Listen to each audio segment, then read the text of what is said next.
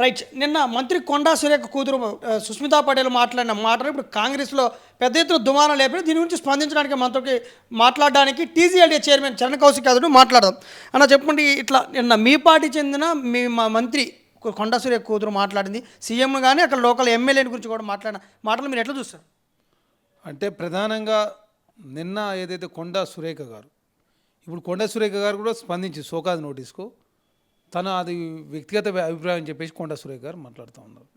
తన వ్యక్తిగత అభిప్రాయమైనా ఇంకోటైనా కూడా తెలంగాణ రాష్ట్రంలో కాంగ్రెస్ ప్రభుత్వం వచ్చిన తర్వాత మీకు మంత్రి పదవి ఇచ్చారు. కాంగ్రెస్ ప్రభుత్వం తెలంగాణ రాష్ట్ర అధికారం రాకుంటే మీరు మంత్రి అయ్యేవాళ్ళు కాదు. మీ మాటకు ఇంత విలువ కూడా ఉండేది కాదు.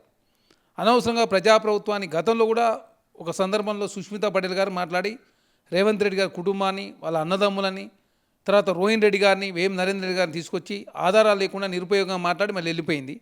మళ్ళీ నిన్న కూడా ఆధారాలు లేకుండా మాట్లాడుతూ ఉంది. తన కాడ ఆధారాలు నేనే ఉంటే బయట పెడితే తప్పలేదు. అసలు ఇంకా ఆధారాలు లేకుండా ఒట్టిగా వేగ్గా మాట్లాడు, మీకేదో సోషల్ మీడియాలో ట్రెండింగ్ ఉంది కాబట్టి, మీరేదో మంత్రి కూతురు కాబట్టి న్యూస్లలో వచ్చినది మాత్రాన మీరు చెప్పినవన్నీ నిజం కాదు కదా.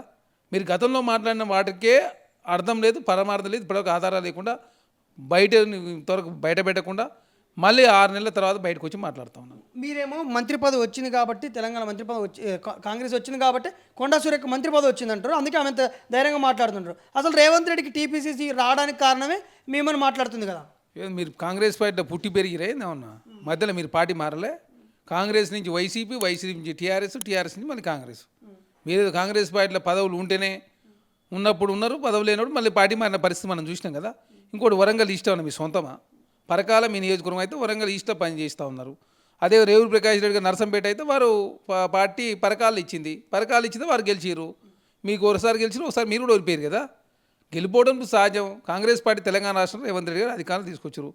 స్వయాన ముఖ్యమంత్రి పట్టుకొని తెలంగాణ రాష్ట్ర అధికారం తీసుకొచ్చిన ముఖ్యమంత్రి పట్టుకొని దాదాపు 80 నియోజకవర్గాల్లో పాదయాత్ర చేసిన ముఖ్యమంత్రి గారు స్వతహాగా జడ్పీసీగా, ఎమ్మెల్సీగా, ఎమ్మెల్యేగా, ఎంపీగా స్వతక్షతో ఎదిగి ఎలాంటి ఫ్యామిలీ బ్యాక్గ్రౌండ్ లేకుండా ముఖ్యమంత్రి అయిన వ్యక్తిని పట్టుకొని వాళ్ళ కుటుంబాన్ని అనవసరంగా సంబంధం లేని విషయంలో లాగి తెలంగాణ సమాజం ముందు కాంగ్రెస్ పార్టీకి సంబంధించినటువంటి విషయాన్ని, అంతర్గత విషయాన్ని మీరు అనవసరంగా బహిర్గతం చేసి తెలంగాణ సమాజం ముందు నవలపాలయ్యేటట్టు చేస్తూ ఉన్నారు కదా. కాంగ్రెస్ పార్టీ సోకాజ్ నోటీసు వాళ్ళ తల్లిగారికి ఇచ్చారు. తల్లేమో కూతురు సంబంధం లేని చెప్తా ఉంది, తనేమో కాంగ్రెస్ పార్టీ గురించి మాట్లాడుతూ ఉంది. మరి కాంగ్రెస్ పార్టీలో మీకు మెంబర్షిప్ పోయినప్పుడు మా కాంగ్రెస్ పార్టీ గురించి ఎట్లా మాట్లాడతారు? మరి మీకేం సంబంధం? పరకాలకు సంబంధించి ముఖ్యమంత్రి గారు ఎవరు ఎమ్మెల్యే ఉంటే వాళ్ళు సమర్థిస్తారు. దానిలో భాగంగా పరకాల్లో మీటింగ్ పెడితే ముఖ్యమంత్రి గారు వారు రేవూరు ప్రకాష్ రెడ్డి గారిని సమర్థించరు. దానికి మీరు బయటకు వచ్చి నిన్న కొండ సురేఖ గారి పుట్టినరోజు సందర్భంగా అనవసరంగా తెలంగాణ రాష్ట్రంలో గందరగోళ వాతావరణం క్రియేట్ చేసే ప్రయత్నం చేశారు. ఇప్పటికీ మీ దగ్గర నిజమైన ఆధారాలు ఉంటాయి. కాంగ్రెస్ ప్రభుత్వం వచ్చిన తర్వాత ఏం చేసిందో, లేకపోతే రేవంత్ రెడ్డి గారి కుటుంబానికి సంబంధించి మీరు అంతా చెప్తా ఉన్నారు, ఇంత అవినీతి చేసినా అంత అవినీతి చేసిరు, 100 కోట్లు. వాళ్ళు కాంగ్రెస్ ప్రభుత్వం అధికారం రాకముందే వాళ్ళకు ఆస్తులు ఉన్నాయి, భూములు ఉన్నాయి, ఫామ్ హౌజులు ఉన్నాయి. లేదు ఏనాడు మంత్రివర్గం కానీ ఇంకోటి కానీ చేపట్టిన సందర్భం లేదు. వాళ్ళ కుటుంబాలు ఎవరు రాజకీయాలు లేరు. కేసీఆర్ గారి కుటుంబంలో ఉన్నట్టు వాళ్ళ ఇంట్లో డజన్ మంది అయితే ఎవరు రాజకీయాలు లేరు, ఎవరు పదవులు కూడా తీసుకోలేదు. రేవంత్ రెడ్డి గారు ఒక్కరే ముఖ్యమంత్రి కూడా, వారికి సహాయకులుగా మిగతా వాళ్ళంతా పనిచేస్తుంటారు తప్ప ఎక్కడ ప్రత్యక్షంగా కానీ పరోక్షంగా కానీ పార్టీ ప్రభుత్వ వ్యవహారాల్లో ఎక్కడ కూడా తలదూచిన సందర్భం లేదు. కాంగ్రెస్ ప్రభుత్వం అధికారానికి వచ్చిన తర్వాత వాళ్ళు తన పని తన చేసుకుంటూ ఉన్నారు. ఎవరి పని వాళ్ళని చేసుకుంటే చూసి ఓరలేక బీఆర్ఎస్ పార్టీ అదే మాట్లాడుతుంది, భారతీయ జనతా పార్టీ నాయకులు అదే మాట్లాడుతుంది. లాస్ట్కు కాంగ్రెస్ పార్టీలో మంత్రిగా ఉన్నటువంటి కూతురు సుష్మితా పటేల్ కూడా అట్లా మాట్లాడితే ఇంకోటి బీసీలకు కూడా అన్యాయం జరిగింది. ఎక్కడ బీసీలకు అన్యాయం చేసి రేవంత్ రెడ్డి గారు? తను ముఖ్యమంత్రి ఉంటే డిప్యూటీ సీఎంగా ఎస్సీ ఉన్నాడు, తను ముఖ్యమంత్రి ఉంటే కాంగ్రెస్ పార్టీ అధ్యక్షుడిగా బీసీ మహేష్ కుమార్ గౌడ్ ఉన్నారు. 2 రాజ్యసభ వస్తే ఒకటి బీసీకి అనిల్ కుమార్ యాదవ్కి ఇచ్చారు. కౌన్సిల్లో మహేష్ కుమార్ గౌడ్ గారు, ఇంతకుముందు తీర్మాన మల్లన్న, విజయశాంతి గారు, తర్వాత మంత్రివర్గంలో అక్కడ సిఆర్ గారు, కొండ సురేఖ గారు, పొన్నం ప్రభాకర్ గారు. అరే బీసీలకు సముచితంగా గౌరవం ఇస్తూ తెలంగాణ రాష్ట్రంలో కులగన్న చేసి బీసీలకు చట్టసభల్లో అత్యధికంగా కేసీఆర్ గారి ప్రభుత్వం 23% ఇస్తే 42% పైగా ఇస్తే 65-70% ఎస్సీ ఎస్టీ బీసీలే చట్టసభల్లో లోకల్ బాడీ ఎమ్మెల్సీ కౌన్సిలర్లు సర్పంచ్ అనే పరిస్థితి మనం చూస్తూ ఉన్నాం. అరే బీసీలకి ఏం చేసిందో మీకు తెలియదు. సబ్జెక్ట్ లేకుండా నోటికి వచ్చితే అది మాట్లాడితే ఎట్లా? సబ్జెక్ట్తో మాట్లాడితే తెలంగాణ సమాజం అంగీకరి. జాతీయ స్థాయిలో కాంగ్రెస్ పార్టీ ఖర్గే గారు అధ్యక్షులు, రాజ్యసభలో వారు ఫ్లోరిడరు, కేశివన్ గోపాల్ గారు ఆర్గనైజేషన్ ఇన్ఛార్జ్ జనరల్ సెక్రటరీ, వారు కాంగ్రెస్ పార్టీని నడుపుతుంటారు. రాహుల్ గాంధీ గారు లోక్సభలో పక్షనేత, యూపీఏ చైర్పర్సన్గా ఇండియా కూటమికి గతంలో సోనియా గాంధీ గారు ఇప్పుడు కాంగ్రెస్ పార్లమెంటరీ పార్టీ నేత. ఎక్కడ కాంగ్రెస్ పార్టీలో సోషల్ జస్టిస్ లేదు, ఎక్కడ బీసీలకు అన్యాయం జరిగింది? మీ కుటుంబంలో మీ తండ్రికి ఎమ్మెల్సీ అయిపోతే కాంగ్రెస్ పార్టీలో బీసీలకు అన్యాయం జరిగిందా? మరి మా లాంటి వాళ్ళంతా మేము 20 సంవత్సరాల నుంచి ఉన్నాం. పదవులు ఉన్నప్పుడు ఉన్నాం, లేనప్పుడు ఉంటాం, రేపు కూడా ఉంటాం. మీరు పదవులు ఉంటే ఇస్తే ఉంటాం, లేకపోతే పారిపోతూ ఉంటే ఎట్లా? మీ మాటలకు ఏమి శాంటిటీ ఉంటుంది? అది ఎప్పటి నుంచో పరకాల్లో నేను పోటీ చేస్తున్నాను అటు సుస్మితా పటేల్ చెప్తుంటుంటే సీఎం రేవంత్ రెడ్డి నేను అనవసరంగా 3 ఏళ్ల తర్వాత వచ్చే ఎలక్షన్కి ఇప్పుడు ఎందుకు అనౌన్స్ చేసిండు, మంట పెట్టిండు, కొండా సురేఖ ఫ్యామిలీ రేవంత్ రెడ్డి టార్గెట్ చేసిండు అనేది వాళ్ళ ఆరోపణ. కాదు, 3 సంవత్సరాలు ఇప్పుడు ఎమ్మెల్యేగా ఉన్నది ఎవరు? రేవూరి ప్రకాష్ రెడ్డి గారు కదా. మీరు ఎమ్మెల్యేగా లేరు, మీకేం సంబంధం ఆ నియోజకవర్గంతో? తనకు ఎమ్మెల్యేగా ఉన్న వ్యక్తి, తన కాంగ్రెస్ పార్టీ సంబంధించిన శాసన సభ్యులు. కాంగ్రెస్ పార్టీ అక్కడ నాన్ లోకల్ అని చెప్పి ఇచ్చినా కూడా వారిని గెలిపించారు. వాళ్ళు గెలిచిందని చెప్పి అధిష్టానం భావించి వాళ్ళకి టికెట్ ఇచ్చారు. మీ ఎక్కడ మీరు పోయి ప్రచారం చేసినావు? ఎక్కడ ప్రచారం చేయి? ఎవరున్నారు మీ జిల్లాలో? ఒక్కలన్నా మీతో ఉన్నా? వరంగల్ జిల్లాలో కొండ సురేఖ ఫ్యామిలీ గారితో ఎవరన్నారు? మీకు జిల్లాలో అందరితో పంచాయతీ. వేం నరేంద్ర గారి పంచాయతీ, కడియం సిఆర్ గారితో పంచాయతీ, రేవూరి ప్రకాష్ రెడ్డి గారితో పంచాయతీ, నాయన రాజేంద్ర గారితో పంచాయతీ, జిల్లా మొత్తం అందరితో పంచాయతీ. ఎవరితో సఖ్యత ఉన్నారు మీరు? అంటే మీ కుటుంబం ఒక్కటి ఉండాలి, మిగతా కుటుంబ సభ్యులంతా ఉండదు. వాళ్ళు రాజకీయాలు చేస్తలేరా? వేం నరేంద్ర రెడ్డి గారికి అడ్వైజర్ ఇస్తే పంచాయతీ, వారు రాజ్యసభ ఇస్తే వారు పంచాయతీ. 2018లో టికెట్ ఇలా వాళ్ళకు మరి కాంగ్రెస్ పార్టీలో ఉన్నాడు కదా. 2018లో మీకు టికెట్ ఇస్తే మీరు ఓడిపోయారు. 2024లో కూడా 2023లో కూడా టికెట్ ఇవ్వలే వారికి. ఇవ్వకపోతే గవర్నమెంట్ వచ్చిన తర్వాత అడ్వైజర్ ఇచ్చిన తర్వాత పరిస్థితి అనుకూలించింది, రాజ్యసభ ఇచ్చారు. అరే వాళ్ళు ఏమన్నా మీ సొమ్ము ఏమైనా గుంజుకపోయారా? మీరు మంత్రివర్గంలో స్థానం లేదా? తలా ఒకటి తీసుకుంటారు.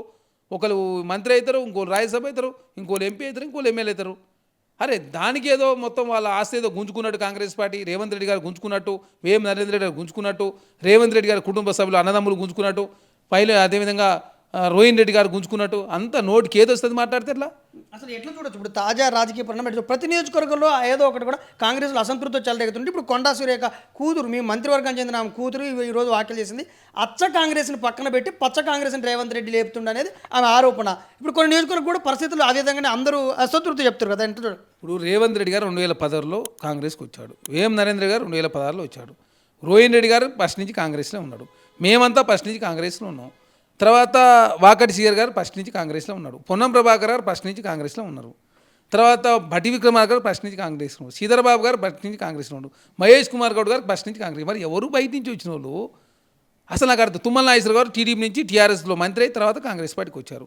మీరు కాంగ్రెస్ పార్టీలో మంత్రి అయి టీఆర్ఎస్ పోయి వైసీపీ పోయి తర్వాత మీరు కాంగ్రెస్కి వచ్చారు. మరి మిమ్మల్ని ఏమనాలా? మిమ్మల్ని ఏమనాలే? ఇక్కడ పచ్చ కాంగ్రెస్లో ఎవరు ఉన్నారు? మరి టీడీపీ పోలికి ఎవరికి ఇచ్చారు మంత్రివర్గంలో స్థానము? పొంగులేటి శ్రీనివాసరెడ్డి వైసీపీలో గెలిచి టీఆర్ఎస్ పై కాంగ్రెస్కి వచ్చి ఇచ్చారు. వాళ్ళు టీడీపీ సంబంధమే లేదు. అదేవిధంగా తుమ్మల నాగేశ్వరరావు గారు టీడీపీ నుంచి టీఆర్ఎస్ పై మంత్రి ఎమ్మెల్సీ తర్వాత కాంగ్రెస్కి వచ్చి వారు టీడీపీతో వాస్తవంగా సంబంధమే లేదు. మరి ఇప్పుడు టీడీపీ వాళ్ళకి ఎవరికి మంత్రివర్గంలో స్థానం ఇచ్చారు? అనవసరంగా తెలంగాణ సమాజం తప్పుదారి పట్టించడమే తప్ప మహేష్ అదేవిధంగా అనిల్ కుమార్ యాదవ్ గారు టీడీపా, బలుమురు వెంకట గారు టీడీపా, మేమంతా టీడీపా? మరి ఏమన్నా అర్థం ఉందా? అర్థం పర్థం లేదు మాటలు మాట్లాడితే. అదేవిధంగా భారతీయ జనతా పార్టీ 8 మంది ఎంపీలు ఉంటే 6 మంది పక్క పార్టీ నుంచి వచ్చిన వాళ్ళు ఉన్నారు. 8 మంది ఎమ్మెల్యేలు ఉంటే రాజాసింగ్ తప్ప, రాజాసింగ్ ధన్మూర్తి గుప్తా తప్ప మిగతాలంతా బయట నుంచి వచ్చిన వాళ్ళే. ఇక బీఆర్ఎస్ పార్టీ మొత్తం బయట నుంచి వచ్చిన వాళ్ళే. కాంగ్రెస్ పార్టీలో 90% కాంగ్రెస్ పార్టీ ఉన్న వాళ్ళకే అవకాశం కాంగ్రెస్ పార్టీ ఇచ్చింది. అవకాశాలు ఆ సందర్భంగా కాంగ్రెస్ పార్టీ అవసరాల దృష్ట్యా పార్టీలో జాయిన్ చేయరు. రేవూరి ప్రకాష్ రెడ్డి గారు టీడీపీ నుంచి బీజేపీ నుంచి కాంగ్రెస్కి వచ్చినాడు కదా. టీడీపీ కనెక్షన్ అక్కడనే కట్ అయిపోయింది కదా. ఎవరు టీడీపీ? నాయన రాజేంద్ర గారు టీడీపా, లేకపోతే కొమ్మూరు రెడ్డి గారు టీడీపా, లేకపోతే యశస్విని రెడ్డి గారు టీడీపా, లేకపోతే మురళీనాయక్ గారు టీడీపా? మీ జిల్లాలో ఉన్నవారు ఏమైనా అర్థం ఉందా? రామచంద్ర నాయక్ టీడీపీ నుంచి వాస్తవంగా టీడీపీలో పోటీ చేసి ఓడిపోయి 2018లో కాంగ్రెస్ పోటీ చేసి ఓడిపోయి 2023లో గెలిచిండు. సీతక్క టీడీపీ నుంచి కాంగ్రెస్కి వచ్చిన తర్వాత 18లో పోటీ చేసి గెలిచారు, మళ్ళీ 23లో గెలిచారు. ఒక్కొక్కరు 16 అంటే 10 సంవత్సరాల తర్వాత కాంగ్రెస్ పార్టీ అధికారంలోకి వస్తే మీరు అనవసరంగా టీడీపీ పచ్చ కాంగ్రెస్ అని చెప్పి ముద్ర వేస్తే ఎట్లా? అనవసరంగా తెలంగాణ సమాజాన్ని కొండ సురేఖ కుటుంబం తప్పదారి పడిస్తుంది. బీసీల పేరు మీద వాళ్ళు కాలం ఎలా తీస్తూ ఉన్నారు, పబ్బం గడుపుతూ ఉన్నారు. మీ వల్ల ఎంతమంది బీసీలు అన్యాయం జరుగుతుంది తెలంగాణ సమాజం చూసారు. వరంగల్ ప్లేన్ అంటే తెలియదా? మీ వల్ల ఎంతమంది బీసీ ఏ బీసీకి మీరు లిఫ్ట్ ఇచ్చారు? ఏరి మీతో ఉన్న ఒక బీసీని చూపి, మీ జిల్లాలో ఒక బీసీని ఎమ్మెల్యే చేసిన పరిస్థితి చూపి ఒకరు చూపి. సరే, ఆమెది వైఖరి బీసీల పట్ల ఎట్లున్నప్పటికీ ఆమె బీసీ కార్డు వాడుతున్నట్టు ఇప్పుడు టీపీసీసీ మహిళా నేతలు అంతా మాట్లాడుతుంటే ఇప్పుడు ఒక బీసీ నేతగా మీరు కూడా మాట్లాడుతారు. కానీ రాజగోపాల్ రెడ్డి మీద కానీ చెన్నారెడ్డి కూడా ఇంతే ఘాటుగా మాట్లాడే అవకాశం ఉందా?